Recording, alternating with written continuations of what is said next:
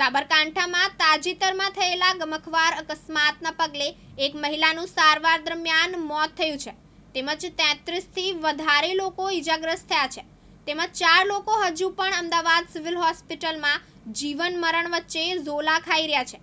ત્યારે સાબરકાંઠાની ખેડબ્રહ્મા વડાલી પોલીસ એકાએક જાગૃત થઈ હોય તેમ છે। હાલમાં વડાલી તેમજ ખેડબ્રહ્મા પોલીસે અકસ્માત મામલે તાત્કાલિક ધોરણે વાહન ચેકિંગ હાથ ધરી ઓવરલોડ સહિત વધુ પેસેન્જર બેસાડનારા ખાનગી વાહન ચાલકો સામે કાયદેસરની કાર્યવાહી હાથ ધરી છે।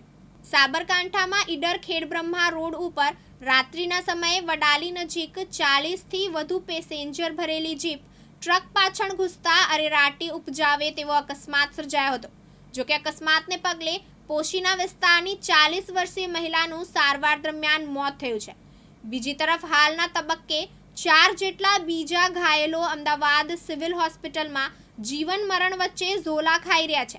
ત્યારે વડાલી પોલીસની અચાનક પોતાની ફરજનું ભાન થયું હોય તેમ તાત્કાલિક ધોરણે ચેકિંગ હાથ ધર્યું છે। સાથે સાથે ટ્રાફિક નિયમન અંતર્ગત વધુ પેસેન્જર બેસાડનારા ખાનગી ચાલકોને દંડ સહિત ગાડી જપ્ત કરવાની પણ શરૂઆત કરાઈ છે। ગમખ્વાર અકસ્માત સર્જાયા બાદ ખેડબ્રહ્મા તેમજ વડાલી પોલીસ સ્ટેશન વિસ્તારમાં 42 કરતાં વધુ ખાનગી ઇકો ગાડી તેમજ જીપ ગાડીઓ સહિતના વાહનો ડિટેઇન કરી દંડનીય કાર્યવાહી કરી છે। જો કે સ્થાનિક પોલીસ દ્વારા કરાયેલો આ પ્રયાસ આગામી સમયમાં અકસ્માત નિવારવા માટે કેટલું સફળ બની રહે છે તે જોવું રહ્યું।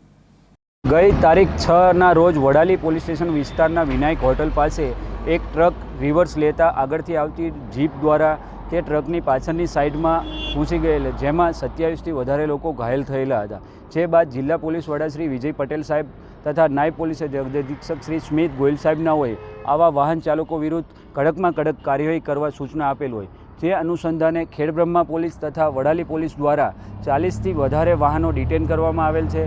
તેમજ આગામી સમયમાં આવા જે કાયદેસર કરતાં વધુ પેસેન્જરો બેસાડતા હોય તેમજ બેફામ રીતે વાહન ચલાવતા હોય તેવા વાહન ચાલકો વિરુદ્ધ કડકમાં કડક કાર્યવાહી ચાલુ રહેશે। તેમજ અમે વાહન ચાલકો તેમજ વાહન માલિકોને અપીલ કરીએ છીએ કે કાયદેસર કરતાં વધુ પેસેન્જર ન બેસાડે તેમજ પોતાના ડ્રાઈવરોને સૂચના આપે કે રોડ ઉપર વ્યવસ્થિત રીતે વાહન ચલાવે અને કાયદેસર રીતે પોતાના ડોક્યુમેન્ટ લઈ અને રોડ પર નીકળે। આગામી સમયમાં આ ડ્રાઈવ આગામી દિવસોમાં પણ ચાલુ રહેશે। લલિત ડામોર, દિવ્યાંગ ન્યૂઝ, સાબરકાંઠા।